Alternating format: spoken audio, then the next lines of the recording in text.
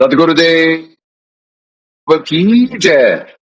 अग्नि पूर्ण ब्रह्म परमात्मा सर्वेश्वर बंदी छोड़ सतसुकृत जी महाराज की जय तथा उपग्नि अगम पुरुष बंदी छोड़ मुनीन्द्र जी महाराज की जय तथा उपग्नि अलग पुरुष बंदी छोड़ करुणामय जी महाराज की जय तथा उपग्नि सतपुरुष महेश्वर बंदी छोड़ कबीर साहेब की जय तथा उन्हीं के अवतार सदगुरु साहेब महेश्वर बंदी छोड़ कबीर रामपाल जी महाराज की जय तथा सतपुरुष जी अंश परम अक्षर पुरुष परमेश्वर बंदी छोड़ कबीर देव जी महाराज की जय तथा सतगुरु साहिब बंदी छोड़ सनातन धर्म की जय। सर्व संतों की जय। सर्व भक्तों की जय। धर्मी पुरुषों की जय। श्री काशी धाम की जय। श्री करौथा धाम की जय। श्री बरवाला धाम की जय। श्री पलाखी धाम की जय। गौ वंश की जय। साहेब सब पुरस्कार गुरु के नहीं सुर निर्जन साधु सर्वस्ती सतगुरु साहेब संत सब दंड तुम प्रणाम। आगे पीछे मध हुए तिनको जा कुर्बान।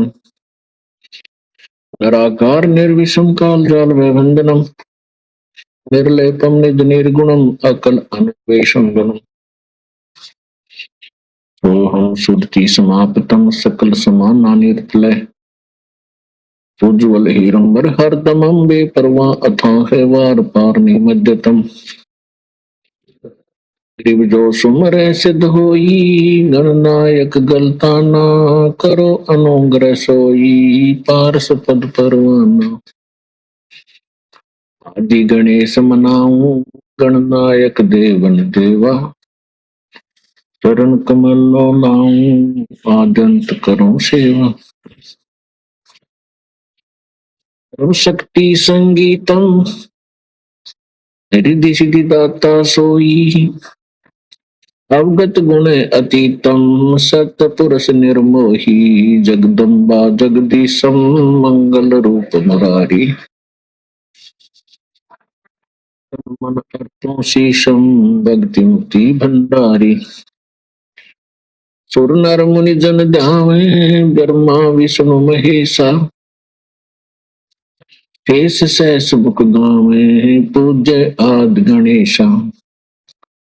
इंद्र कुबेर सरीखा वरुण धर्म राय ध्यावे समरथ जीवन जी का मन इच्छा फल पावे।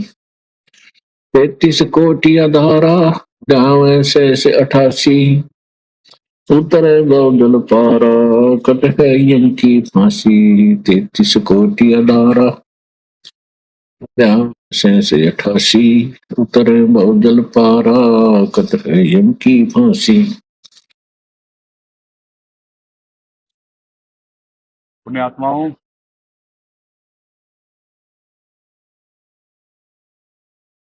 कल परमात्मा ने लगभग यानी जड़ का पूरा हो चुका था, यानी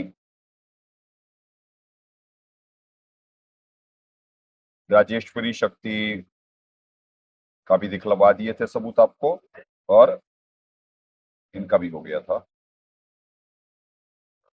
तृतीय व्यक्त भी हो गया था साबित।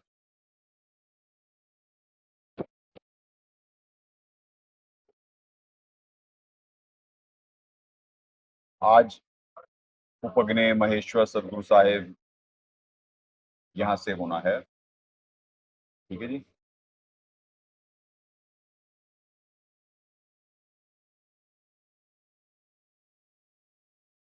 पुण्यात्माओं,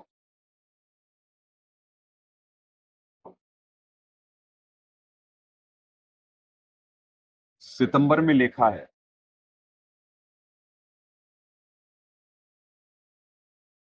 फिनिशिंग पॉइंट भी है यहाँ का, तो लेखा तो होना ही है उसके बाद। ये आपको पवित्र कबीर सागर से भी दिखवाए, गीता जी से भी दिखवाए। हर दिन पृथ्वी पे कितना दबाव है, ये ऊर्जा का खेल, जब तक जो इसमें सेंसस डेवलप नहीं हुए जिसकी साधना करके, तो वो नहीं समझ सकता है अभी। सत्संग भी जो आज करे जा रहे हैं वो बाद में समझ में आए, क्योंकि 5 बन चुके हैं अभी तक। इतना प्रमाणित होने के बाद भी एक भी अभी तक जिज्ञासु का भी फोन नहीं आया। तो इससे आप अंदाजा लगा सकते हैं कि पृथ्वी पे कितना खोज चल रही है भगवान की, और कितने लोगों को भगवान प्राप्ति की दृढ़। 12वें पंथ में कितनी आत्माएं होश में हैं, या अन्य जो और अधिकारी, अधिकारी मतलब भक्ति के भी अधिकारी होते हैं ना, जो इस स्टेज के लिए परमात्मा ने इस स्टेज पे आके आगे जा करके जो आएंगे, नामदान लेंगे, तो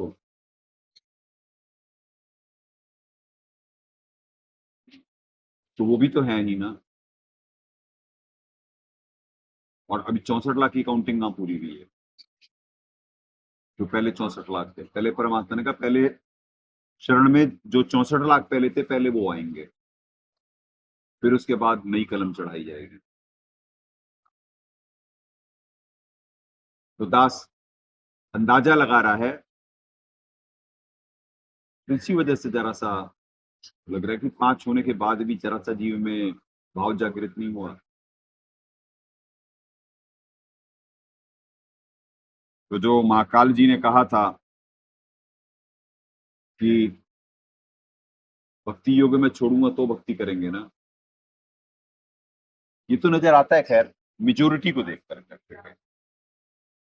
पर जब सितंबर के बाद जब खेल शुरू होगा तो वो तो तब वो होगा। पर सितंबर में जब लेखा होगा तो उस लेखे में कैसा लेखा होना है, ये तो उसी समय मालूम पड़ेगा पुण्यात्माओं। कि मालिक की वाणी है, चलती चाकी देख के दिया कबीरा रोए, दो पाटन के बीच में साबुत बचाना। आगे भी मालिक निर्देशन करे हैं वाणी में कि कीलक से लागा रहे वा का बाल ना बाका हो। कीलक ये भक्ति होती, सदभक्ति, यानी तददशी सन से प्राप्त होगा। बाकी तो वो तो गलत फहमी है कि वो भक्ति कर रहे हैं।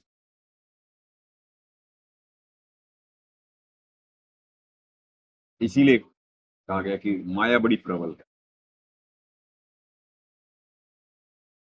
तो पुण्यात्माओं, कल आपको वेदों से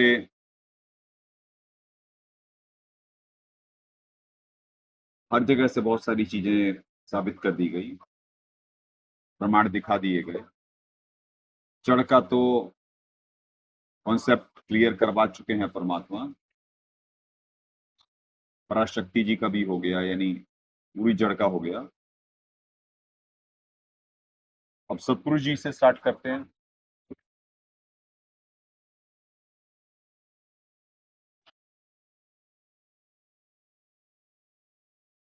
उपग्ने महेश्वर सदगुरु साहेब सतपुरुष कबीर साहेब जी, धारण पोषण निमित्त। उपग्ने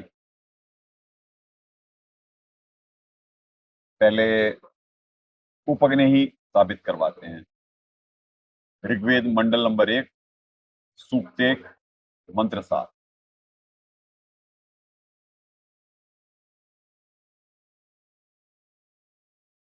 परिभाषा प्रमुख में से भी निकालना, ठीक है। ऋग्वेद मंडल नंबर 1 है। हाँ, मंडल नंबर 1। ये 7 से 10 है ना। हाँ, 1 से 6 होगा। यजुर्वेद है ये, अथर्ववेद इसके नीचे हो गए।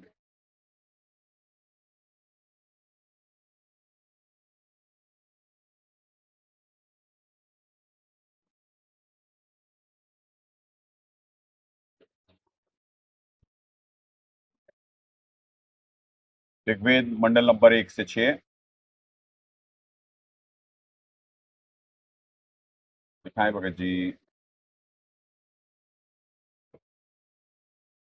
ज्यादा नहीं एडजस्ट करना पड़ रहा है।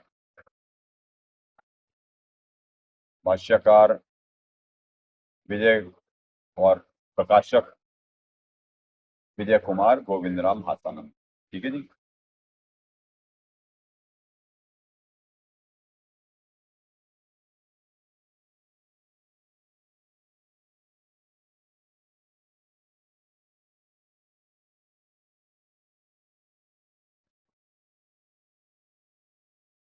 मंडल 1 उपदेश मंत्र 7।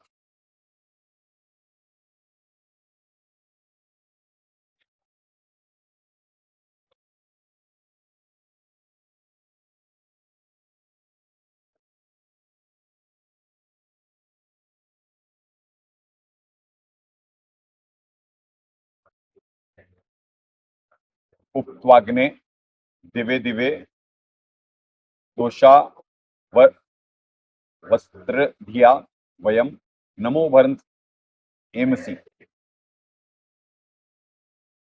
हे सबकी उपासना करने योग परमेश्वर, हम लोग अनेक प्रकार के विज्ञान होने के लिए अपनी बुद्धि और कर्मों में उपासना को धारण और रात दिन में निरंतर नमस्कार आदि आपके क्षण को प्राप्त करते हैं। आत्माओं, इनका तो अनुवाद हो ही नहीं सकता। यहाँ पे सीधे उपअग्नि लिखा हुआ है, उपत्वाग्नि, और यहाँ पे ये अग्नि से स्टार्ट कर रहे हैं। उप खा गए।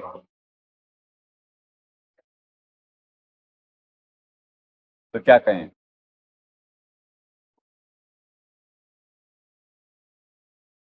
चलें, ये आपको दिखला दिए कि उपअग्नि का है जिक्र। ठीक है जी। उपअग्नि नहीं हुआ, नहीं मिला जी। उपअग्नि मंडल 1, तो ऋग्वेद के मंत्र देखो ना, वहां पे मिल जाएगा। ठीक है।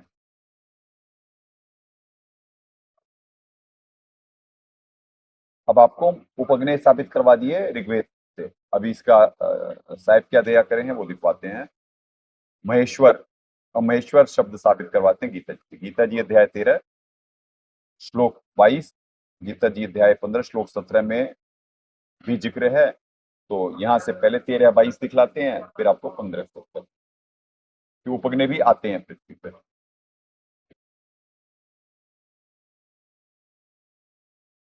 आपको जैसे उपग्रह का मतलब होता है उप परमात्मा, तो आपको उपदृष्टा गीता जी में ही दिखवा देते हैं।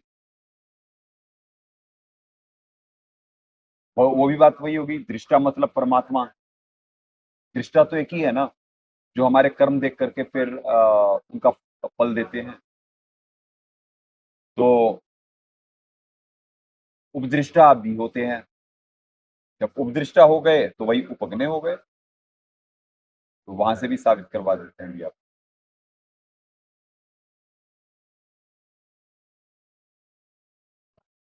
मिल गया? तो वो तो हटा लेगा दास। आध्यात्मिक ज्ञान गंगा में भी जहाँ ऋग्वेद के है ना उदाहरण, वहां पे हो। उन्हें आत्माओं, क्योंकि तैयारी के लिए समय ही नहीं मिल पाता है। क्योंकि जो दिनचर्या है, दिनचर्या में हमेशा एक भक्ति की क्रिया से निकल के दूसरी भक्ति क्रिया में जाना है। तो कोई बहुत ज्यादा प्रिपरेशन हो नहीं सकती है, यानी उतना समय नहीं है। क्योंकि दबाव ज्यादा है पृथ्वी पे, तो सुमरन ज्यादा करना पड़ता है। क्योंकि सुमरन से ही बात बनती है। सुमरन से भला होगा नातर भला ना। तो इस वजह से आप लोगों को थोड़ा इंतजार करना पड़ता है। आप लोग समझेंगे कि भाई पहले से प्रिपेयर्ड होकर के आना चाहिए, नहीं। यहाँ के शेड्यूल ही ऐसे हैं, यहाँ पे लगातार बच्चे लगे रहते हैं।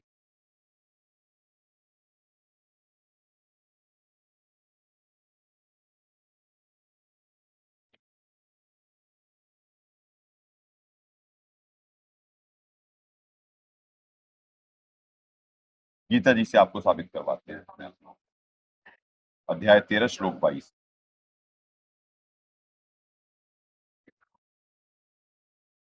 पहले 15-17 से आपको ये साबित करवा देते हैं कि यानी इस श्लोक में आते हैं।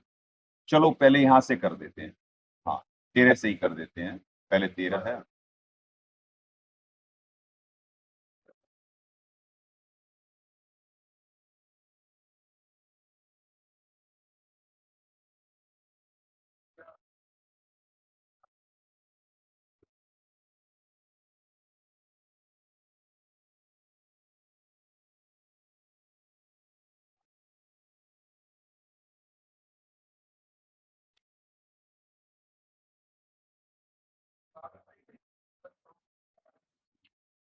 ये पुण्यात्मा बहुत इंपॉर्टेंट वो है ये, बहुत।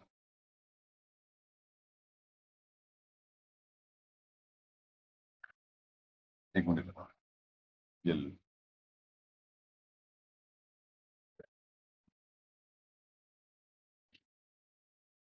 अध्याय 13वां जो है, इतना इंपॉर्टेंट अध्याय है।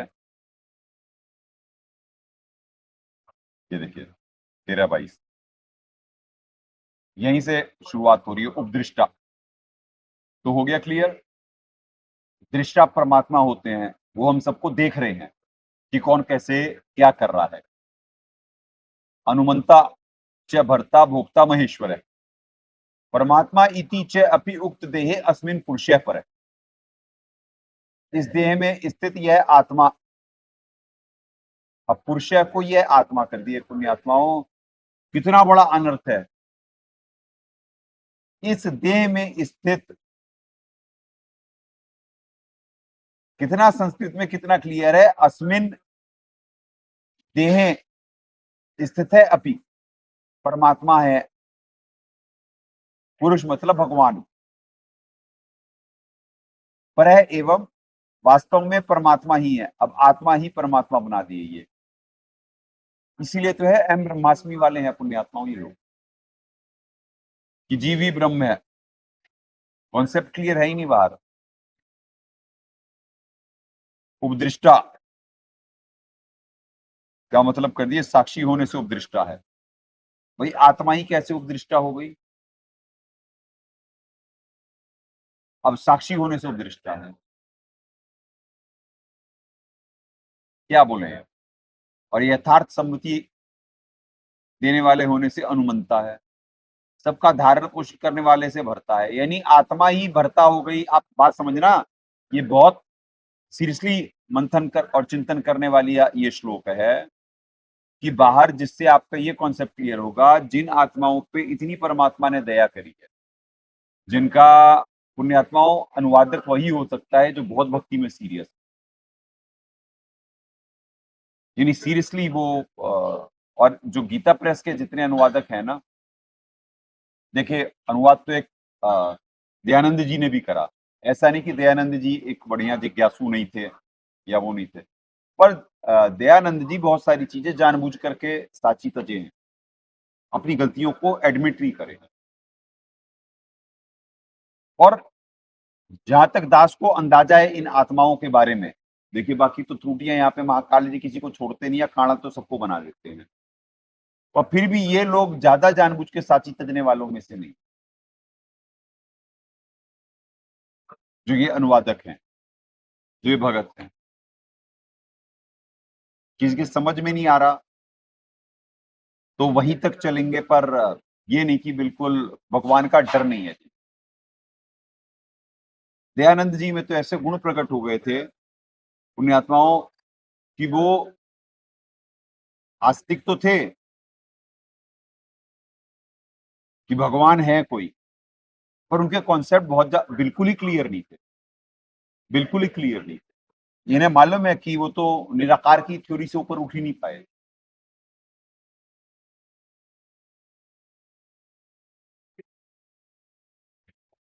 और ये जो है यहाँ पे अहम ब्रह्मास्मि वाली थ्योरी बड़ी वो है कि जीवी ब्रह्म।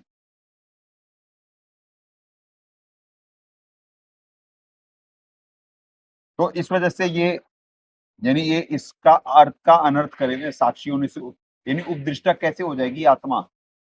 पुरुष मतलब ये आत्मा ही कर डाले और उसी को परमात्मा बना डाले। तो इस वजह से दास कह रहा है कि यानी आप बात समझना, जैसे जीव एक यंत्र है, परमात्मा बुलवा रहे हैं। गीता जी 18:61 से आपको दिखवा भी दिया गया। आपने बाइबल में देखा कि क्या कहते हैं कि कैसे लगभग मेजोरिटी जानती है कि बेसिक कहानियां तो जानती है कि ऊपर भाई आदम एंड ईव जो थे वो वहां पे वो नग्न थे,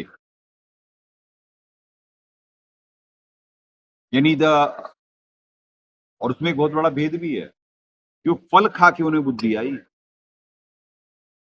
कितना बड़ा भेद है, कितना बड़ा भेद है कि उनकी बुद्धि कैसे जागी थी फल खाने से, पर इसे कोई समझ ही नहीं पाया कि बुद्धि चलेगी। आहार बहुत जरूरी है, जैसा खाए अन्न वैसा होए मन। आहार का डिसिप्लिन बहुत जरूरी है। फिर दूसरा कि वो नग्न थे, यानी उनमें सेंस नहीं थी।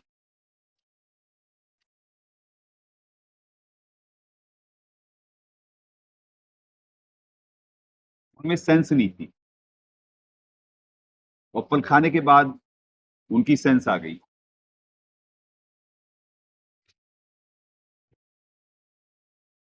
ये देखिए पुण्यात्माओं, आध्यात्मिक ज्ञान गंगा,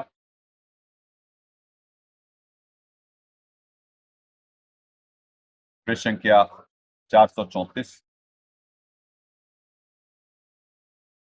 और ये रहा मंत्र 7, ऋग्वेद मंडल नंबर 1, सूक्त 1, मंत्र 7। यही आपको पढ़ाया गया है। उक्त्वाग्ने दिवे दिवे दोषावस्ते धिया वयम नमः भरंत एमसी। साफ अनुवाद करें इसका। वहां का तो अनुवाद का डंगा देख लिया ना आपने, आपके समझ में आ जाए तो बता देना, आप फिर दिखा देते हैं। क्योंकि जीव पे बहुत दबाव होता है, दास समझ सकता है पुण्यात्माओं, दास मजबूरी समझ सकता है यहाँ पे जीव की, मजबूरी समझ सकता है दास,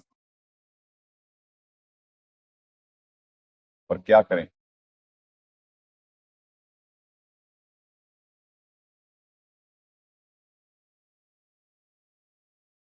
कबीर कर तू, पहला ही श्लोक, अविनाशी प्रकाशमान कवि कबीर कर्तु को सर्वज्ञ है कर दिया। ऋग्वेद मंडल नंबर 1, सूक्त 1 में देखो आप। चलिए अपने मुद्दे पे आते हैं। 7वां श्लोक, ये देखिए, इनका अनुवाद देख लें पहले। हे सबके उपासना योग्य उपासना करने योग्य परमेश्वर, हम लोग अनेक प्रकार के विज्ञान के लिए होने के लिए अपनी बुद्धि और कर्मों से आपकी उपासना को धारण और रात दिन में निरंतर नमस्कार आदि करते हुए आपके शरण को प्राप्त होते हैं। अब बताओ क्या है ये भावार्थ।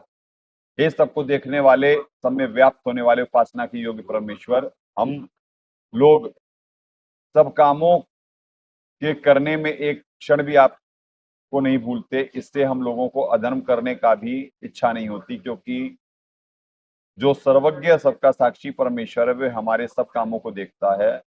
इससे निश्चय, चलो ये दृष्टा तो मान रहे हैं ना, तो उपदृष्टा गीता जी से ये साबित हो गया ना कि दृष्टा परमात्मा होते हैं और उपदृष्टा उप परमात्मा।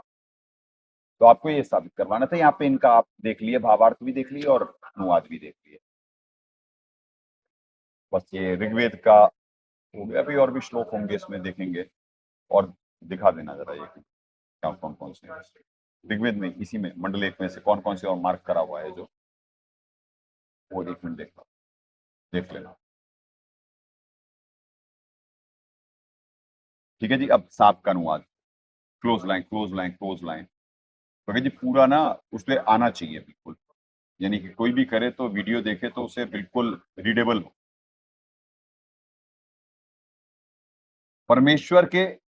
परमेश्वर अन्य रूप धारण करके उप प्रभु अर्थात गुरुदेव रूप में परमात्मा की उपमा युक्त स्वयं दिन अर्थात दिव्य दिव्य दिन दिन अर्थात समय समय पर नाना प्रकार के कम तेजों में भुजा आदि छोटे अवयव युक्त शरीर में यहाँ आकर कुछ समय वास करते हों, उस समय हम अपनी बुद्धि अर्थात सोच समझ अनुसार नमस्कार स्तुति साधना से प्राय भक्ति का भार अधिक भरते हैं, अर्थात फिर भी हम अपनी सूझबूझ से ही भक्ति करके पूर्ति प्राय करते हैं। अब कितना अंतर है पुण्यात्माओं, कितना अंतर है, अंदाज समझ सकता है दयानंद जी की मजबूरी, क्योंकि जिसे सृष्टि रचना का ज्ञान नहीं है वो अनुवाद कभी कर ही नहीं सकता ग्रंथों में। एक संस्कृत का ज्ञान होने से यानी इनके अनुवाद नहीं हो सकते पुण्यात्माओं, गीता जी और वेदों के।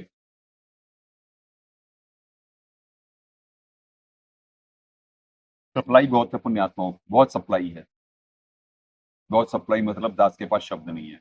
इसीलिए आपको बोला कि जिसे ये अंदाजा नहीं है, जैसे सेंसर ऑन नहीं है, उसके लिए दुनिया ये बड़ी नॉर्मल सी लग रही है। और दास एहसास कर रहा है कि सितंबर में जब लेखा होना है और हम जुलाई में चल रहे हैं। अब लेखा मतलब अंग्रेजी में बुलवा देते हैं आपको, आपने सुना होगा जजमेंट डे, हिंदी में लेखा, अंग्रेजी में जजमेंट डे आ रहा है। उठापटक का समय और साधारण भाषा में चले तो जब पृथ्वी पे उनके कर्मानुसार फल फलित होंगे, जिसने जितना जो जैसा बोया है, तो बहुत बड़ी और सीरियस बात है। शायद समझ पाएगी। भावार्थ देखते हैं साहब ने क्या दया करी है। परमेश्वर कबीर देव अन्य हल्के तेज पुंज का शरीर धारण करके उपग्ने अर्थात छोटे प्रभु गुरुदेव रूप में कुछ समय यहाँ मनुष्य की तरह बसते हैं। उस समय अपनी बुद्धि के अनुसार आपको समझकर आपके बताए मार्ग का अनुसरण करके अपनी भक्ति साधना करके भक्ति धन की पूर्ति करते हैं। अपने आता यहाँ पे परमेश्वर कबीर देव क्यों लिखा साहब ने, जबकि आपको पढ़ाया जा रहा है कि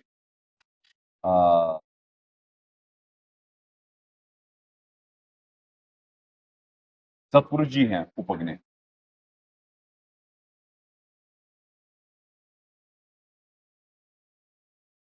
ठीक है, सतपुरुष जी हैं उपग्ने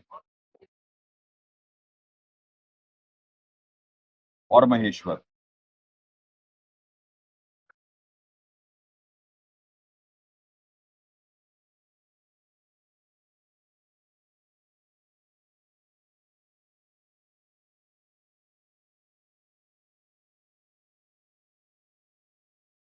चलिए, चिंतन मंथन का है विषय और होगा। उपग्ने धारण करके उपग्ने अर्थात प्रभु गुरुदेव रूप कुछ समय यहाँ मनुष्य की तरह बसते हैं। उस समय अपनी बुद्धि के अनुसार आपको समझकर आपके बताए मार्ग का अनुसरण करके भक्ति साधना करके भक्ति धन की पूर्ति कर, जो तत्व ज्ञान स्वयं पूर्ण परमात्मा अन्य उपप्रभु रूप में प्रकट होकर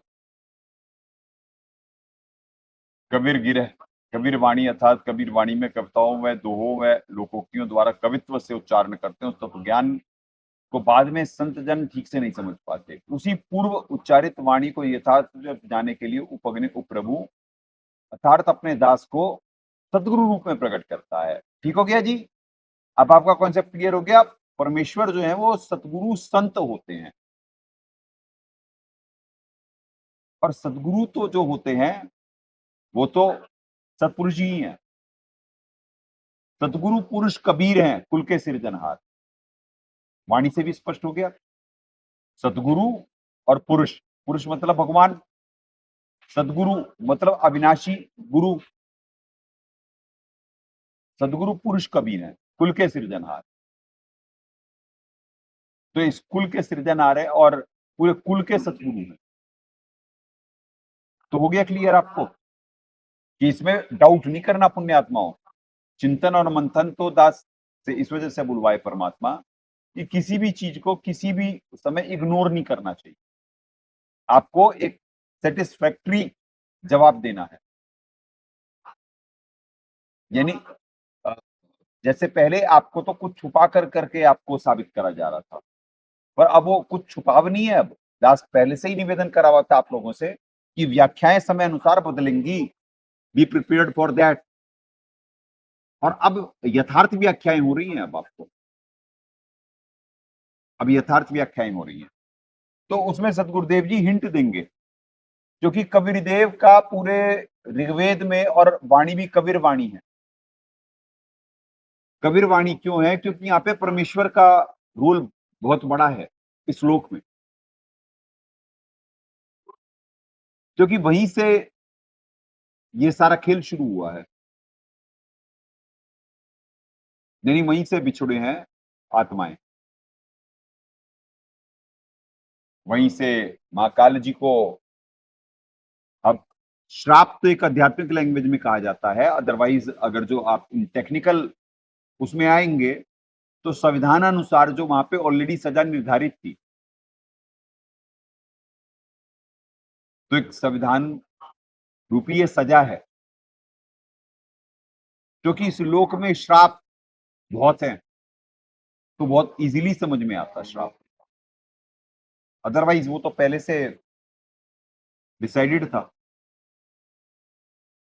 कि भाई कोई ऐसा कर्म करेगा तो उसे ये फल होगा।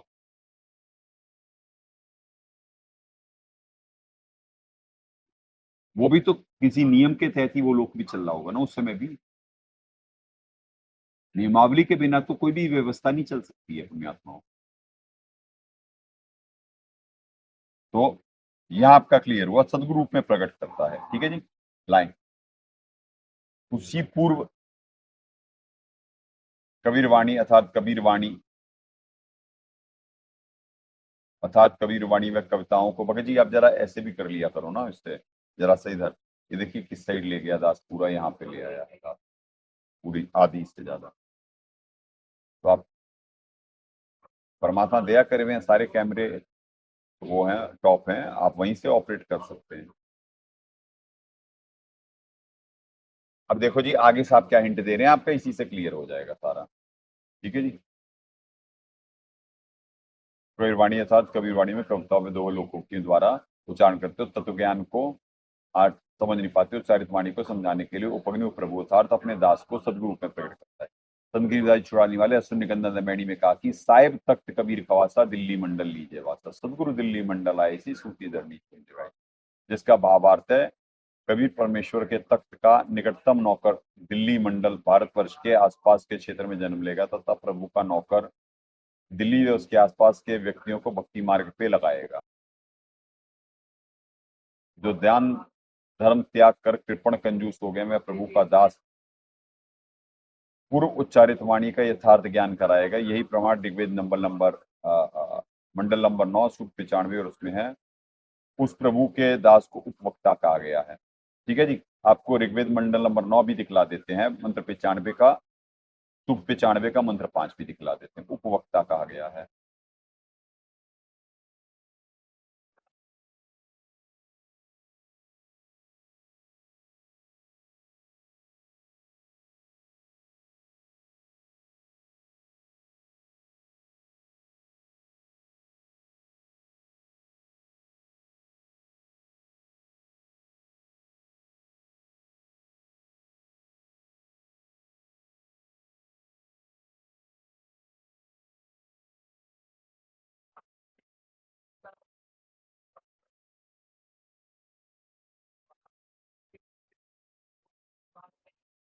फिर चिंतन मंथन का है पुण्यात्माओं, चिंतन मंथन का विषय है ऋग्वेद मंडल नंबर 9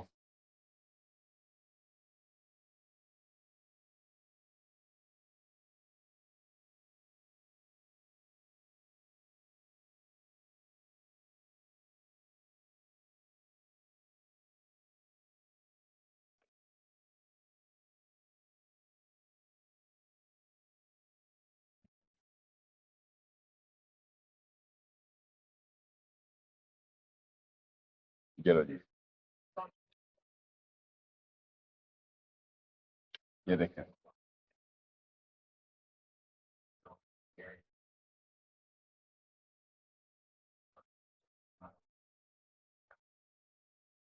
सूक्ष्म 95 का मंत्र 5।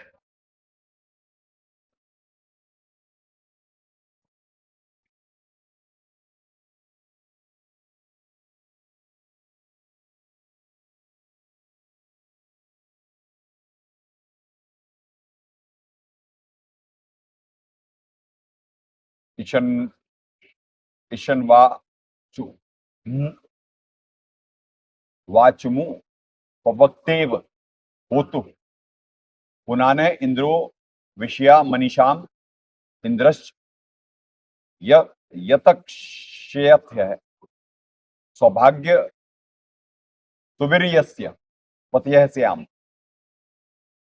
हे प्रकाशमान स्वरूप परमात्मन, आप बुद्धि को हमारे लिए प्रदान कीजिए और वाणी की इच्छा करते हुए उपवक्तेव, ठीक है, वक्ता के समान, उपवक्ता उपासक को सदुपदेश करें।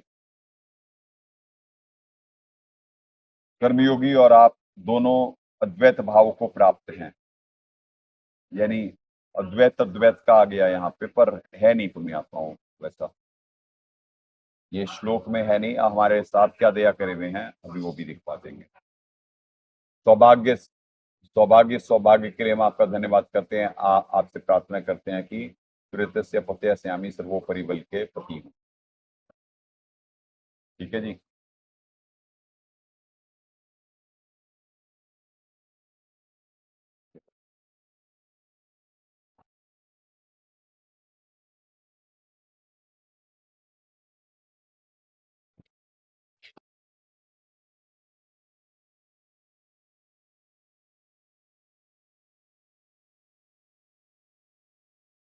अब आपको 95 का हमारे साहब क्या करे हुए हैं, आगे दिखला देते हैं। ये लगी, ये वही का देखिए 95 का जो सदगुरुदेव जी करे हुए हैं। यार हाइट क्यों नहीं है प्रॉपर, इसकी हाइट नीचे रह गई है जरा सी, हल्की सी साइड हाइट बढ़ाओ, शेडो आ रही है। यही यही है पुण्यात्माओं, यही है, यही श्लोक है 995 ठीक है ना। ऋषि निवाचम उप वक्तेव होतु पुनाने इंद्र विषया मनीषाम इंद्र च यत् शयते सौभाग्य सुवीरस्य पतयः स्याम। मन भावन चंद्रमा तुल्य शीतल सुखदाई प्रभु फिर से आकर उपभोक्ता रूप में अर्थात स्वयं ही मनुष्य रूप में अपनी महिमा का वर्णन उपभोक्ता रूप से अमृतवाणी उच्चारण करते हुए उपदेश करे तथा ऐश्वर्यवान प्रभु सद्बुद्धि को प्रदान कीजिए, जो शरपुरुष अक्षपुरुष से भिन्न अद्वितीय प्रभु सत्यलोक के स्थान में सौभाग्य से सत्य भक्ति की शक्ति से मालिक श्याम। हे सब सुखदाई प्रभु, उपरोक्त मंत्रों में वर्णित महिमा की तरह एक बार फिर मनुष्य की तरह आकर हमें अपनी अमृत वाणी को अपने मुख से उपवक्ता रूप में उच्चारण करके सद्बुद्धि प्रदान करें, जिससे हम सत्य भक्ति करके भक्ति कमाई के धनी बनकर आपके सत्यलोक स्थान को प्राप्त हो। उपवक्ता का भावार्थ है जैसे परमात्मा प्रत्येक युग में प्रारंभ में प्रकट होकर अपने तत्व ज्ञान को प्रकट करके चले जाते हैं, उस अमृतवाणी को फिर से आकर उपवक्ता रूप में उच्चारण करके यथार्थ रूप में समझाता है। यही प्रमाण ऋग्वेद मंडल नंबर 1 सूक्त 1 मंत्र 7 में उपगने कहा गया, जिसका अर्थ है उप परमेश्वर छोटा प्रभु।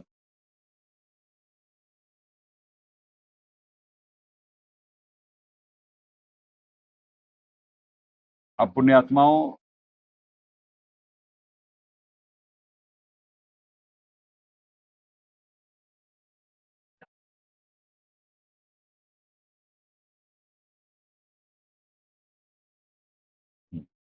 चलो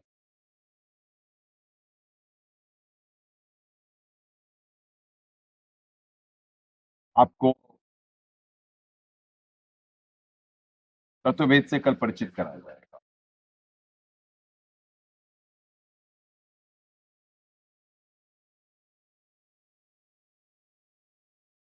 पहले आपको 13-22 ये आपका इनमें से तो हो गया, ठीक है जी।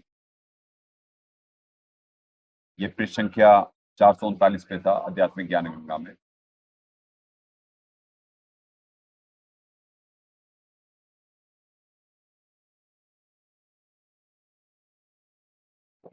अब आपको 13-22 दिखला देते हैं। महेश्वर,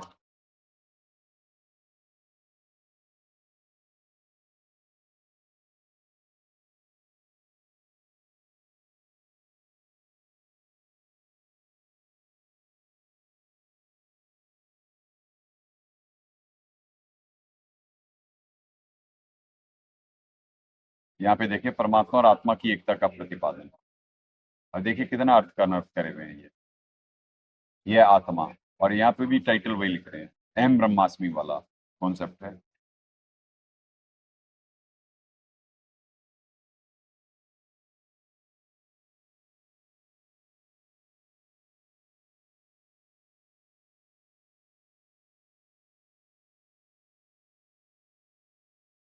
ये 13-21 नोट कर लेना। गुणों का संगी जीवात्मा को छिद्र योनि में जन्म लेने का कारण है, 1321।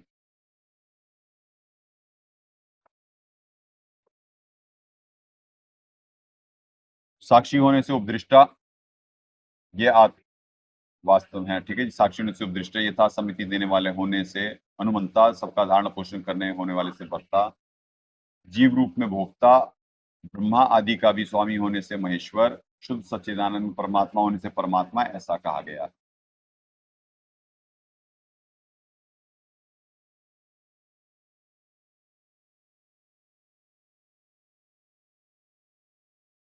ठीक है जी।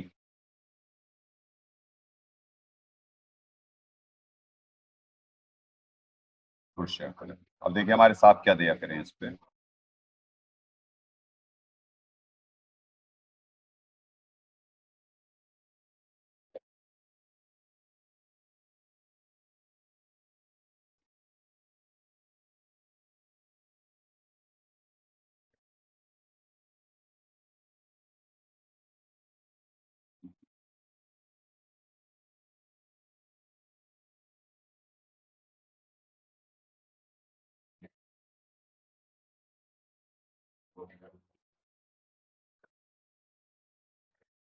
तेरह 22 उपदृष्टा अनुमंता च भर्ता भोक्ता महेश्वर है, परमात्मा इति च अपि उक्त देहे अस्मिन पुरुषय पर है। इस देह में स्थित यह सत्पुरुष अर्थात पूर्ण ब्रह्म। अब देखो, अब आपका कॉन्सेप्ट क्लियर हो जाएगा सारा का सारा कि सदगुरुदेव जी क्या छुपाए और क्या लाए। ठीक है, यानी अब आपका अभी क्लियर करवा देते हैं, क्योंकि वहां पे जो साहब जो अनुवाद करें उससे आप भ्रमित हो जाएंगे। और क्योंकि वेदों से गीता जी में परमात्मा स्पष्ट कर दिया, और गीता जी का 15-17 इसी वजह से पहले चिंतन मंथन करवा रहे थे। 15-17 पहले दिखवा दें कि परमात्मा पहले आते हैं, या पहले डेजिग्नेशन क्लियर हो जाए और फिर की होगी कौन आ रही है, कौन सी शक्ति आ रही है। ठीक है, तो इस वजह से जो कई चीजों को परमात्मा जो घुमाए हैं, वो घुमाए इस वजह से कि कोई निर्णय ही ना कर पाए, क्योंकि उनसे ज्ञान छुपाना होता है। और दास को सिर्फ आपको समझाने के लिए नहीं समझाना है, क्योंकि आपको एक बात बुलवाए थे कि अगर जो समझाने के लिए कुछ भी समझा दे दास, तो दास को कोई गलत 21 ब्रह्मांड और सात्संग ब्रह्मांड में कोई गलत साबित नहीं कर सकता, क्योंकि दास को गलत साबित करने के लिए उसे ज्ञान होना चाहिए, और ज्ञान होता ही नहीं, ज्ञान होता ही नहीं किसी के पास। पर जानबूझ के साची नहीं तच सकता ना दास। दास परमात्मा का नौकर है, परमात्मा ने कुछ छुपाना है, कुछ समय का इंतजार है, उसके लिए अपने दास को निमित्त बनाते हैं, तो बात अलग है। पर जब पूरा कंप्लीट समय आ गया, खड़े हो जाओ, खड़े हो जाओ, जब पूरा कंप्लीट समय आ गया और सारी चीजें भेद खुलने हैं, तो अज्ञानवश तो त्रुटि हो सकती है, क्योंकि दास भी स्टूडेंट है, पर जानबूझ के साची नहीं तजेगा दास। और ये बड़ा गूढ़ ज्ञान है पुण्यात्माओं। दास भी एक स्टूडेंट है, तो आप समझ सकते हैं कि एक स्टूडेंट को बहुत डर होता है। गुरुपद परमात्मा दिए हैं, वो तो निमित्त मात्र है दास, अधिकारी है, ऑफिसर है बस, वो तो मालिक हैं, वो तो मालिक हैं भाई।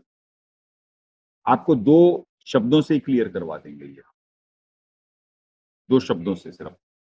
वैसे तो 13-22 जो साहब अनुवाद करें इसी में आपका क्लियर हो जाएगा, पर 15-17 के 2 शब्दों से क्लियर करवाएंगे आपको, और 18-61 दिखवा के आपका कॉन्सेप्ट क्लियर करवा देंगे। देह में स्थित यह सत्पुरुष यथार्थ पूर्ण ब्रह्म वास्तव में, अब यहाँ सदगुरुदेव जी छुपा दिए, अर्थात पूर्ण ब्रह्म जब उपदृष्टा आ गया और महेश्वर आ गया, तो ये कहां से पूर्ण ब्रह्म आ जाएगा? तो सदगुरुदेव जी ने छुपाना होता है। कभी भी साहब का द्वारा अनुवादित भी ग्रंथ या उनके सत्संग सुन के जीव निर्णय नहीं कर सकता है परमात्मा क्या कहे। तो डॉक्टर का कंपाउंडर समझ सकता है या केमिस्ट समझ सकता है डॉक्टर की भाषा। तो दास को केमिस्ट मानो, आप कंपाउंडर मानो, अपने मालिक का असिस्टेंट मानो, नौकर मानो, तो दास ही वो समझ सकता है बस। आपको लॉजिकली सेटिस्फाइड कर देगा दास कि वहां पे जो सदगुरुदेव जी ने परमेश्वर के बारे में लिख दिया, और दास कैसे आपको करे, क्योंकि क्लियर कट वहां पे कह रहे हैं, और जो उदाहरण दे रहे हैं वो साहिब तख्त कबीर खवासा है। असल में सदगुरुदेव जी ने अपने आप को यही तो छुपा के लाए थे। वो तो दास को निमित्त बना करके बुलवा रहे हैं कि भैया सतपुरुष जी हैं, साहब कबीर हैं धरती पे। वो तो मान ही नहीं पा रहे थे ना, वो तो संत से ज्यादा मानते नहीं थे। तो सदगुरुदेव जी ने अपने को सिर्फ साबित करना था उस समय, और दास को छुपाना था। और अगर जो उन्हें हिंट लग जाता, वैसे तो हिंट परमात्मा पिछले सत्संग में सब दिए 1997 से हिंट देने आ रहे हैं, और क्लियर कट कुछ लोगों को मालूम था ये बातें कि भैया कि कोई संत ने आना है। तभी तो वो कह रहे थे बार बार कि मुझे प्रथम मंत्र की दे दो जी। अब महेंद्र जी जो थे, जिस कुल में सदगुरुदेव जी आए, जो अपने आप को उनका भाई क्लेम करते हैं, वैसे परमात्मा का कोई परिवार नहीं होता, पर जो अपने आप को वो भाई क्लेम करते हैं और हैं वो महाकाल जी के गुलाम, यानी महाकाल के अंश हैं, तो वो कहां से परिवार से ऊपर उठ पाते हैं? उनकी दृष्टि में कहां से परमात्मा मान पाएंगे वो? जैसे दास है, दास की भक्तिमती आज तक नहीं मान पाई है, इतना प्रमाण देख चुकी है, इतना, हालांकि इतना सत्संग तो नहीं सुन पाती होंगी वो, पर यहाँ पे आके थ्योरी प्रैक्टिकल बहुत देखी है वो। बाकी नहीं सब अगर जो स्कूल में समझ पा रहे, पर भक्तिमती को समझना चाहिए था, पर वो क्यों नहीं समझ सकती? क्योंकि दृष्टि में जब तक पति वाला भाव है तो भाव नहीं आ सकता, इतनी जल्दी नहीं आ सकता। अरे मालिक विशेष कृपा कोई करें, जैसे बच्चे हैं, बच्चे आदमी पापा की हैसियत से ज्यादा शिष्य की हैसियत से कम है। तो चूंकि बचपन से उनमें भक्ति थी, और बचपन से ही वो पैदा होने से उन्हें यानी कि मालिक की कहानियां और मालिक का वो सुनाया गया था, और वो संस्कारी बच्चे हैं कुछ, यानी वो गुण नजर आते इस वजह से नहीं कि दास निमित्त बनाया है और वो कोई दास के, दास का भी कोई नहीं है। कहने का मतलब कि दास का कोई नहीं है, मतलब कि यानी कि दास को मालूम है कि सारा जग में तो कोई पराया है ही नहीं। वो थोड़ी ना है कि कोई वो बच्चे अपने हो गए और वो कुल अपना हो गया। परमात्मा तो यहाँ पे भिजवाते हैं नौकरी करने के लिए, यहाँ पे रिश्ते जोड़ने के लिए थोड़ी ना आ रहा होता है संत। संत के लिए तो सारे बराबर होते हैं, वो भी परमात्मा के बच्चे हैं और बाकी संगत भी परमात्मा के बच्चे हैं। इनके साथ क्यों रहता है दास, उनके साथ क्यों नहीं रहता है दास? भाई उन्हें भी चॉइस थी कि आप आकर के यहाँ पे रह सकते हैं, उन्होंने वहां चुना, कोई जबरदस्ती का मार्ग नहीं है भाई, न दास पे जबरदस्ती है न उन पे जबरदस्ती है। और आपको सदगुरुदेव जी ने उदाहरण दिया पार्वती जी और इनका, शंकर जी का। ठीक ऐसे 108 जन्म हो चुके थे। अब इन एक्चुअल वो बोलेंगे तो काली और रुद्र का, या शंकर का और काली का, तो उनके 108 जन्म हो चुके थे, 107 जन्म हो चुके थे। नहीं, 108वां जन्म था वो, 108वां जन्म था। 107 तो उन्होंने माला पहनी हुई थी, 108वां जन्म था उनका। पार, पार्वती जी का। अब पार्वती जी कहें स्ट्रोक काली, तो उन्होंने कहा, नारद जी ने आके कहा था कि कब तक मरोगे आप, और शंकर जी पे एक मंत्र है और आप चूंकि आप उन्हें पति की दृष्टि से देखती हैं तो आपको वो मंत्र देते नहीं है। तो कहे जी वो मेरे लिए जान दे सकते हैं, ऐसी बात मत कहो नारद जी आप। कहे जान दे सकते हैं पर मंत्र नहीं दे सकते, क्योंकि वो तो जब तक सुपात्र नहीं होगा मिलेगा ही नहीं। तो जब उनके भाव बदले तब वो दीक्षा प्राप्त कर पाई। तो पुण्यात्मा यही दास आपको भक्तमती का बता रहा है। वो ज्ञान समझ रही हैं, वो समझ रही हैं कि यहाँ इतनी विपरीत कंडीशन में ये आश्रम चलना बिना परमात्मा की विशेष दया के नहीं हो सकता है। वो संघर्ष देखी है, पर मान पाना कठिन होता है। जिसके साथ आप रहे हो उसे मान पाना बहुत कठिन होता है, बहुत कठिन होता है। बच्चे उम्र का तकादा, यानी उम्र छोटी है, इस वजह से ना मान पा रहे हैं, तो बात अलग है। क्योंकि और दूसरा, उन्होंने बचपन से बस दास को भाग-दौड़ में ही देखा। वो तो परमात्मा ने बड़े कर दिए। दास पहले भी, यानी 2001 बच्चा, देखिए 2013 में मालिक ने शरण में लिया, तो बच्ची जो थी उस समय 2012 की है। परमात्मा के 2 बच्चे हैं जिनकी जिम्मेदारी मालिक लिए हैं। 2012 में एक बच्चा हुआ और उससे जो बच्ची हुई, और 2008 में बच्चा हुआ था, लड़का हुआ था। तो वो 5 साल का था उस समय। परमात्मा ने दीक्षा की दया कर दी थी उस पे। तो लेकर के जाता था। 5 साल का बच्चा कितना होता है? साढ़े, हाँ, 5 साल का था। जब दीक्षा की दया करी थी मालिक ने, तो 4 सवा 4 साल का ही था, और कुछ महीने बाद ही परमात्मा दीक्षा करवा दिए थे। 5 साल का भी पूरा नहीं था जब उसकी दीक्षा हुई थी।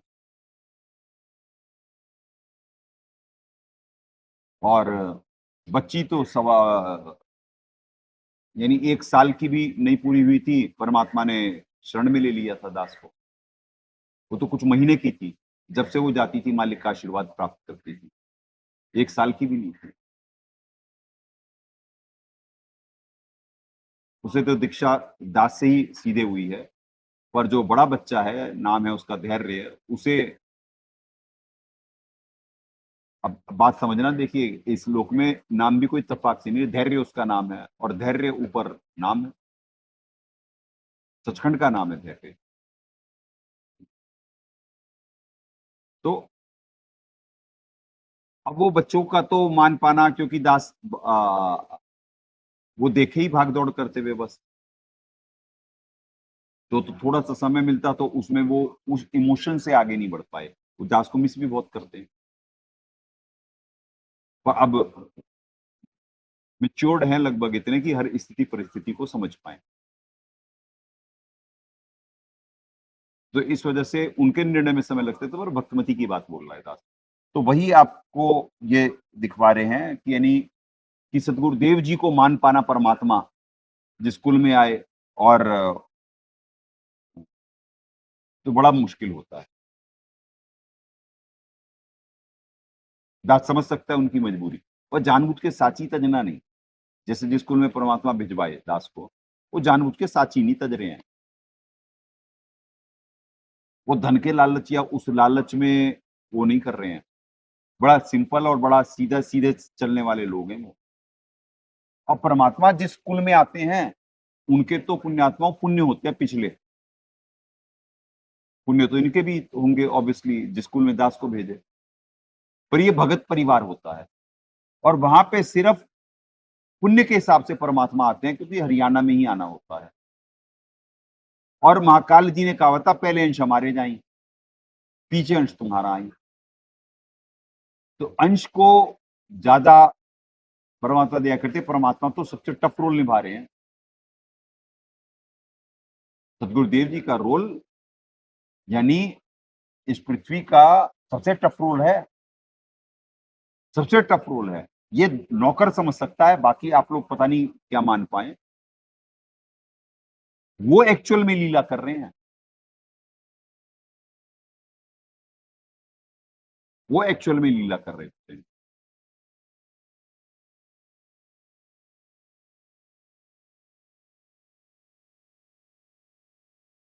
तो उस हिसाब से दास बता रहा है आपको कि सदगुरुदेव जी ने छुपाना भी था और बताना भी था। तो यह सत्पुरुष अर्थात पूर्ण ब्रह्म, जो कि 12वें पंथ को भटकाना था ना, तो सत्पुरुष को ही पूर्ण ब्रह्म वहां पे कहा गया था। सर्वोपरि प्रभु तो गीता ज्ञान दाता सिद्धार्थ अन्य है, वही उपदृष्टा, साक्षी होने से उपदृष्टा, और अनुमंता यथार्थ सम्मति होने वाले से अनुमंता, यथार्थ सम्मति देने वाले से। यानी यथार्थ ज्ञान कौन देता है? प्रथम कड़ी सदगुरु होते। तो यथार्थ ज्ञान तो पहले सदगुरु देते हैं। नौकर तो उनकी दीवी बुद्धि से समझता है, जितनी वो बुद्धि ज्ञान योग खोलते जाते, ज्ञान योग खोलते जाते तब होता। इसीलिए मालिक की वाणी है, कहें कबीर कृपा कर जन पर जो है त्यों समझाई। तो आपका कल पे नहीं जाना पड़ेगा, अभी क्लियर करवा देते सारा, सारे श्लोक को कनेक्ट करवा देंगे। अब आप कल पे नहीं जाना पड़ेगा, चूंकि चिंतन मंथन दास में स्कोप ऑफ एरर भी है, और स्टूडेंट है दास तो सीरियस होके हर एक आपको, हर एक आपके लिखे हुए शब्द का, क्योंकि अब वो वक्त निकल चुका है जब कोई कॉपी कर सकता था, वो था तब तक छुपा के लाया जा रहा था। अब बुलवाए इन्होंने कि यथार्थ व्याख्याएं हो रही, तो आपके कॉन्सेप्ट क्लियर करे जाएंगे। अब इसी वजह से दास ये परिवार का और इसका और उसका और जीव की यहाँ मजबूरी, और ये 12वें पंथ के भी कुल का बुलवा रहे हैं, क्योंकि जिस कुल में आते हैं उनके पुण्य थे। अब ये थे तो पुण्यकर्मी लोग ही, नहीं तो परमात्मा के दर्शन, परमात्मा का वो तो अब क्या बोलेगा दास। और उसके बाद ये रोल निभवा दिया महाकाल जी, जबकि उन्हें बहुत कुछ मालूम। पर परमात्मा की वाणी है ना कि मान बड़ा ईर्ष्या दुर्लभ जनाइए, मान बड़ा ईर्ष्या दुर्लभ जनाइए। और कुछ मजबूरियां भी होती कुछ लोगों की, महेंद्र जी की नहीं कह रहा दास, महेंद्र जी की नहीं कहता दास। क्या बोले बाकी, चलें। महेंद्र जी कोई मजबूर, षड्यंत्रकारियों में से, और बहुत क्या बोलेगा दास उनके बारे में। साक्षियों ने से दृष्टा और यथार्थ सम्मति देने वाले से, इस एक सम्मति देने वाला तो सदगुरु ही हो सकता है, यथार्थ। अब दास तो नौकर है, नौकर उनकी दीवी बुद्धि से चलता है, उनकी दीवी ऊर्जा से चलता है। ये दास की औकात है। तो कैसे हो सकता है दास? नहीं हो सकता है। पहले परमात्मा बुलवाए थे, क्योंकि तब परमात्मा ने साबित करवाना था कि भाई कि तुम तो कह रहे हो साहब कबीर परमात्मा है, तो साहब कबीर जब तुम परमात्मा कह रहे हो कि पूर्ण ब्रह्म है, तो ये तो उप ब्रह्म कौन है, उप परमात्मा कौन है? तो दास ने कहा था वो दास है। वो तो स्टार्टिंग की बात है कि उप का भी तो जिक्र है, तो उनके पास कोई जवाब नहीं होता था। दोगले लोग थे ना 12वें पंथ के, ज्ञान था नहीं कुछ, ज्ञान का उत्तर ज्ञान से दे नहीं सकते, तो वो तो आदेशों के नाम पे या अपनी चौधर दिखा करके मारना पीटना और षड्यंत्र करना, फंसाना, इसके अलावा उनमें कुछ नहीं आता था। वो ज्ञानकोत्तर ज्ञान से कभी नहीं दे सकते।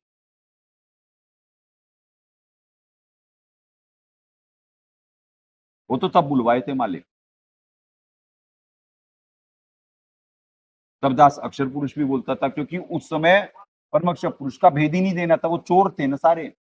बहुत गुंजाइश थी। 2017 की बात बता रहे दास, 2018 की, क्षमा करें, 2018 में बुलवाए थे परमात्मा दास से उपग ने।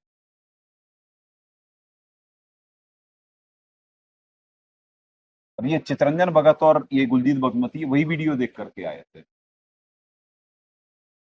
जो कि इन्हें लॉजिकली लगा, जो उसमें बुलवा रहे थे।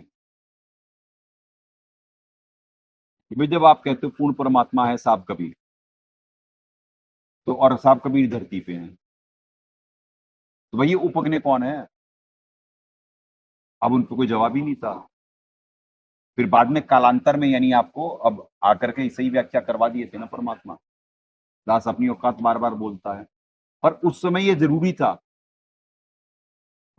तो जो भी परमात्मा निमित्त बनवा रहे होते हैं, उसमें कोई ना कोई भेद होता, और भक्त समाज के कॉन्सेप्ट ही क्लियर हो रहे होते हैं भाई, खड़े खड़े भी।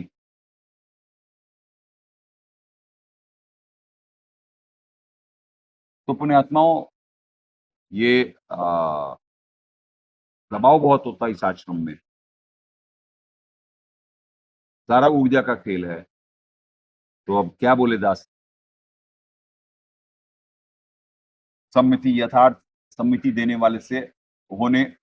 वाला होने से अनुमंता, सबका धारण पोषण करने वाले होने से भरता, जीवात्मा को भोग भोगवाने के कारण भोक्ता, ब्रह्म व परब्रह्म का भी आदि स्वामी होने से महेश्वर और परमात्मा, ऐसा कहा गया। यही प्रमाण गीता 15:17 में भी। अब 15:17 में स्पष्ट है कि 3 लोक में प्रवेश करके चौथा होता है। आओ अब 15:17 दिखवाते हैं आपको। अब यहाँ पे इतनी सारी संज्ञाएं आ गई हैं, इसी वजह से वहां पे तो उस श्लोक में उपवक्ता और उपअग्ने साबित करना, ठीक है जी, ये ऊर्जा की सप्लाई की वजह से, कोई खुजली नहीं है दास को। ऊर्जा इतनी सप्लाई हो रही होती है और इतना सिद्धियों का प्रयोग हो रहा होता ना पुण्यात्माओं लाइव सत्संग के दौरान दास पे, कि जिससे दास को ये सब करना होता है। यानी ये कभी कभी हो रहा होता है, यानी कोई खुजली की नहीं है। पर आपको एक बात बुलवा रहे कि ये जैसे दास पे प्रयोग करे जा रहे, यानी सिद्धियां छोड़ी जा रही होती हैं, और यहाँ पे इस समय जो भी कोई, जैसे अभी सेवा भी चल रही है, चारा सेवा चल रही है, तो वो बच्चों ऊर्जा का ह्रास हो रहा होता है, तो दास की ओवर सप्लाई हो जाती है। तो ये दास अभी यौन कर रहा था ना, यानी उबासी ले रहा था, वो इस वजह से कि ओवर सप्लाई चल रही है। इधर ये भी बच्चे अगर जो भूखे हैं ना, जरा सा चारा लेट चल रहा है आज, तो ये जो बच्चे भूखे हैं, तो इसकी वजह से भी दास की सप्लाई चल रही है, तो वो यौन आ गया दास को। यौन मतलब उबासी आ गई। और इधर इधर भी ऊर्जा सप्लाई हो रही होती है, यानी सप्लायर तो दास ऐसे सारी पृथ्वी के लिए, किस ब्रह्मांड के लिए, सातसंग ब्रह्मांड के लिए, सातसंग ब्रह्मांड के लिए, यही सत्य है। तो कहाँ का क्या हो रहा है आपको नहीं मालूम कि स्थिति कैसे, पर इस आश्रम की भी बात बता रहा है दास। तो इतना लाइव गेम में दबाव होता है इन बच्चों पे भी, तभी तो ये ऊँग रहे होते हैं, खड़े खड़े भी सो रहे हैं। क्या बोले दास, मजबूरी, ऐसा नहीं है जानबूझ करके, क्योंकि है सारे कमांडो। प्रयास जो अभी तक टिका हुआ है, कमांडो ही टिक सकता है यहाँ पे। कुछ तो करेक्टर में है ना बात, ईमानदार तो है ना, जीना यहाँ मरना यहाँ, ये उनका कॉन्सेप्ट क्लियर है। नहीं तो यहाँ तक नहीं पहुंच पाते। हाँ, उसके बाद भी जिसकी जो कमजोरी है, कमजोरी नहीं त्यागेगा तो आगे एक एक दिन का दास नहीं कह सकता है। इसीलिए इन्हें होश में रखने के लिए और कुछ आत्माओं को होश में रखने के लिए ये जो घंटे घंटे 2-2 घंटे के सत्संग करे जाते हैं, ये पुण्य बांटा ही तो जा रहा है। अगर जो ना दिए जाएं तो ये सर्वाइव थोड़ी ना कर सकते। पाप पुण्य का श्लोक में खेल है। पाप हर असंख्य जन्म के पाप होते जीव के महाकाल जी डाल देते हैं, और पुण्य ये कमाएंगे नहीं उस रेशियो में, तो दब जाएंगे।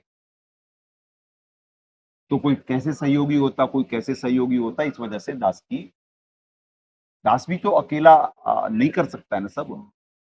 और परमात्मा सिर्फ अकेले दास को के लिए थोड़ी ना आते हैं, यानी आते तो दास के लिए हैं, पर उद्देश्य तो बाकी सबको भी भक्ति पे लगाना होता है ना।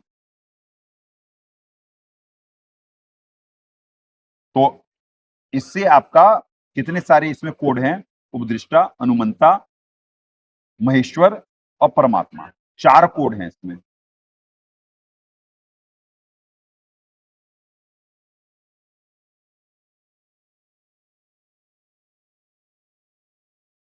और वैसे तो 6 हैं, भर्ता और भोक्ता भी,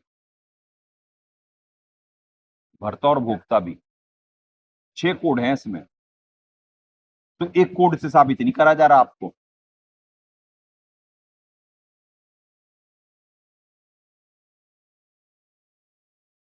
छह कोड हैं।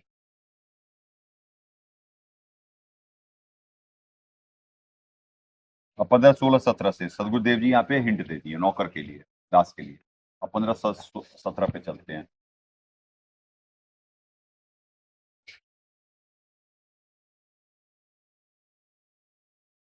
पंद्रह, 17।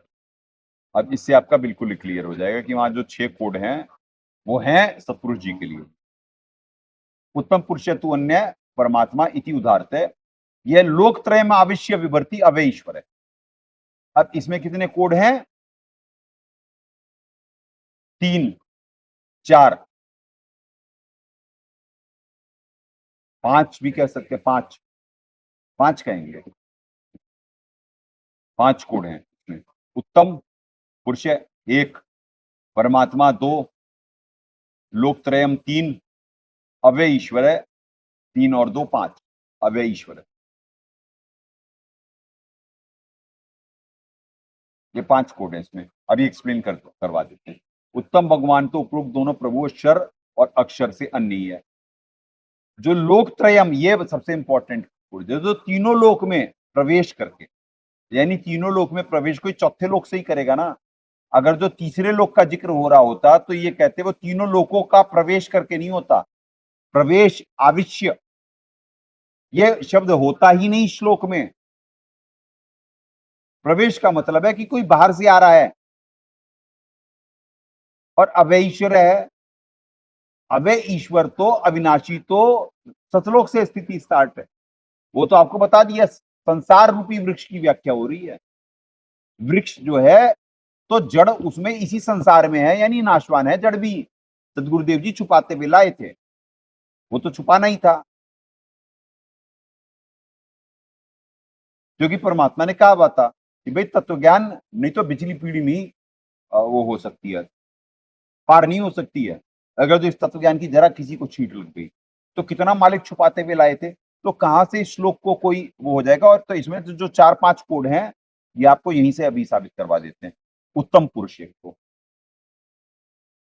अब ऐसे उत्तम पुरुष इनके सामने शर अक्षर के सामने तो हो सकता है, पर परम अक्षर से भी ऊपर योग है। जब वहां पे परम अक्षर लग रहा है, श्रेष्ठ अक्षर, और वो भोग का स्थान है, तो पुण्यात्माओं कुछ तो कमियां उस लोक में भी है ना। जहां भोग है वहां कमजोरी भी है। जहां भोग नहीं है, जहां जीव वृत्ति नहीं है, जीव वहीं तक है संज्ञा। आखिरी सबसे रिफाइंड जीव की संज्ञा वहां पे है, उसके बाद पीव की संज्ञा शुरू होती है। यानी भगवान जैसे गुणों से युक्त, पीव तो ऑब्वियसली यानी एक ही है, पर फिर उप की शुरू हो जाती ना। उप परमात्मा तो है ना ऊपर, सतपुरुष जी, उपवक्ता, उप परमात्मा। तो ऐसे है पुण्यात्माओं, लोकत्रयम एक ही कोड से खत्म हो जाता सारा खेल। इसी से कि तीनों लोक में अविश्य, ये भी एक कोड ही हो गया प्रवेश करके। तो इतने से शब्दों में कितने सारे कोड आ गए, जिससे ये आपका कॉन्सेप्ट क्लियर है कि जो सदगुरुदेव जी वहां कबीर देव जी और वहां जो साहिब तक कबीर खवासा कहे, उससे भ्रमित नहीं होना आप। वो परमेश्वर के लिए नहीं है, वो सतपुरुष जी के लिए। वो तो सदगुरुदेव जी ने छुपाना था तो वहां पे बोल दिए। और दास को भी तो परमात्मा ने निमित्त बनवाना था आगे। उस समय कोई बहस करता तो वही वाले श्लोक दिखला दिए जाते, अगर जो उस समय कोई बहस करता। पर आज तक कोई बहस करने आया ही नहीं ज्ञान पे चर्चा करने कि भाई तू कैसे अपने आप को परमात्मा बोल रहा है। अगर जो बोले होते तो दिखवाते परमात्मा। पर जब वो कोई बोला ही नहीं, कॉन्टेस्ट ही नहीं करा, तो किस बात का एक्सप्लेन करना। और वो समय ही नहीं था एक्सप्लेन करने का, समय तो अब है। तो तीन लोक में आपका क्लियर हो गया, क्योंकि चौथे लोक से आएगा, नहीं तो अविश्य नहीं होता। प्रवेश करके सबका धारण पोषण करते हैं। आपको दिखला दी गया एक धारण पोषण ये कर रहे हैं कौन? सत्पुरुष जी। एक 8वें अध्याय के 90वें श्लोक में आपको दिखलाया गया धारण पोषण दूसरा भी कर रहे हैं। वो कर रहे हैं परमक्षर पुरुष जी, जिनका अवतार दास है।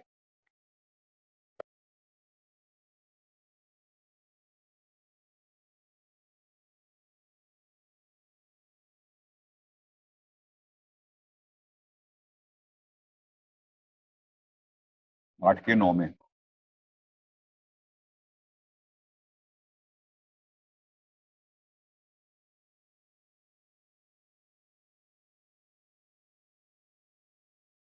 आठ का 9 निकल।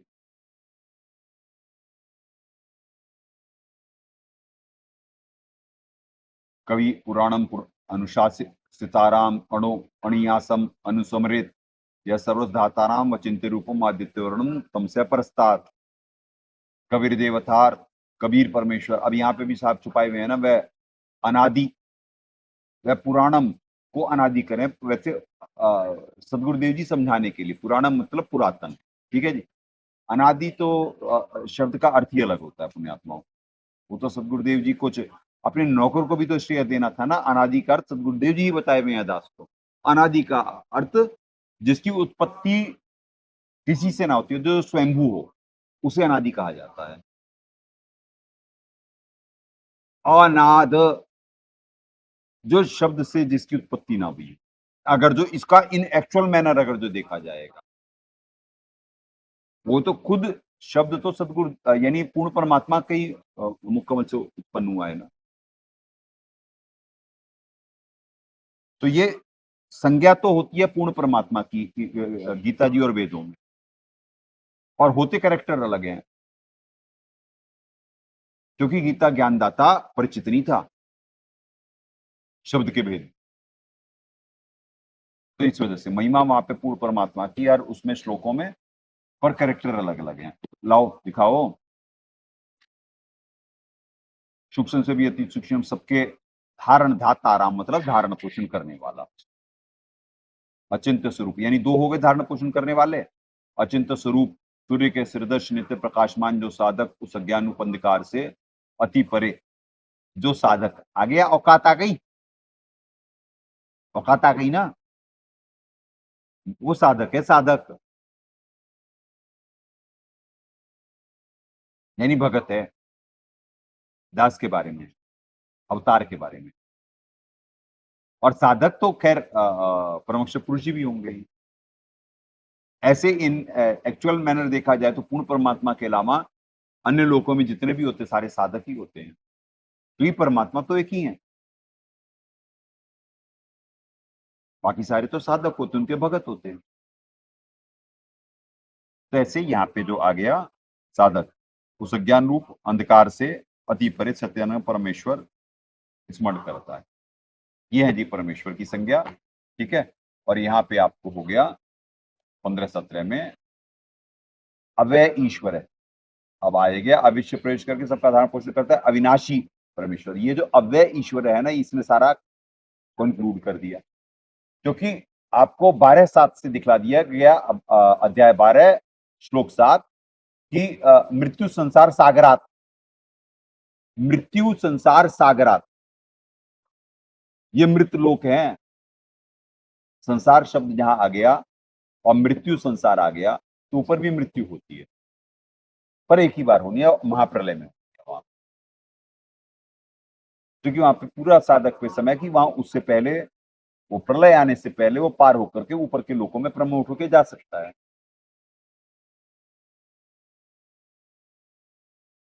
वहां से जाएगा जीव, यहां से तो तीसरे में ही जाएगा। दास को भी परमात्मा यहां से पहले वहां लेके जाएंगे और फिर वहां से फिर आगे भेजेंगे। मालिक की इच्छा हुई तो उस लायक पात्र बना दिए परमात्मा तो, यानी सतलोक भेजेंगे वहां से। यहां से पहले वहीं जाना है, क्योंकि आपको दिखलाया गया कल जन्म साखी बाले वाली से कि दास वो गिवन टास्क जो परमक्ष पुरुष जी ने दिया कि जा करके करो, तो गिवन टास्क करने के दास सचखंड से बाहर निकल आया। अब आ गया इस मृत मंडल में। मृत मंडल वो भी है, पर वहां एक ही बार मरना होता है, एक बार जन्मने के बाद एक ही बार मरना होता है। बाकी तो युग युग तो के शहीद छोड़े जाते हैं, वो वहां पे ही है, वहां पे भी।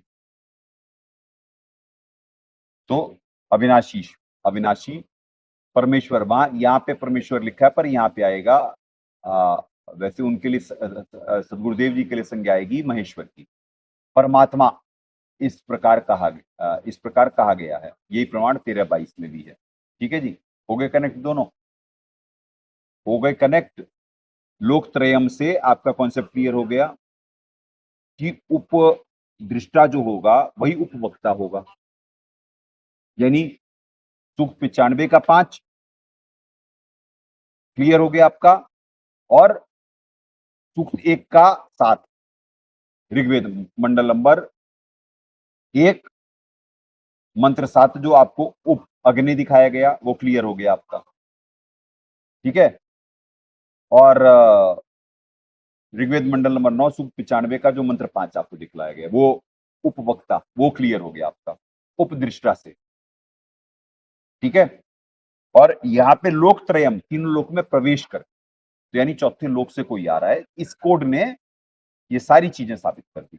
तो कोई कल पे नहीं है बात, आज अभी ये क्लियर हो गया, कल के लिए कॉन्सेप्ट कुछ नहीं पेंडिंग है, आज ही मालिक ने ये क्लियर करवा दिया।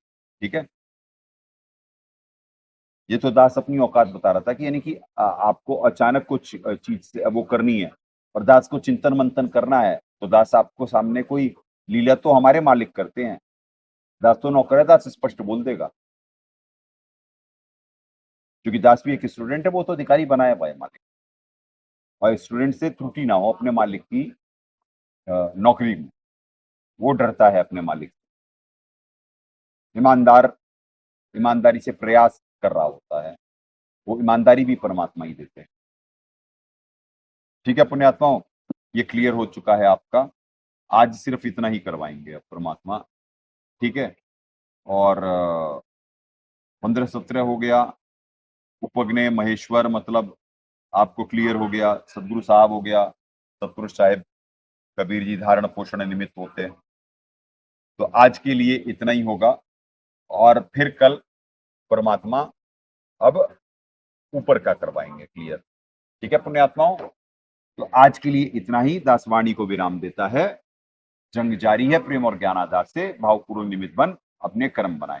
सदगुरुदेव की जय। अग्ने पूर्ण ब्रह्म परमात्मा सर्वेश्वर बंदीछोड़ सतसुकृत जी महाराज की जय, तथा उपग्ने सदगुरु साहेब महेश्वर बंदीछोड़ कबीर रामपाल जी महाराज की जय।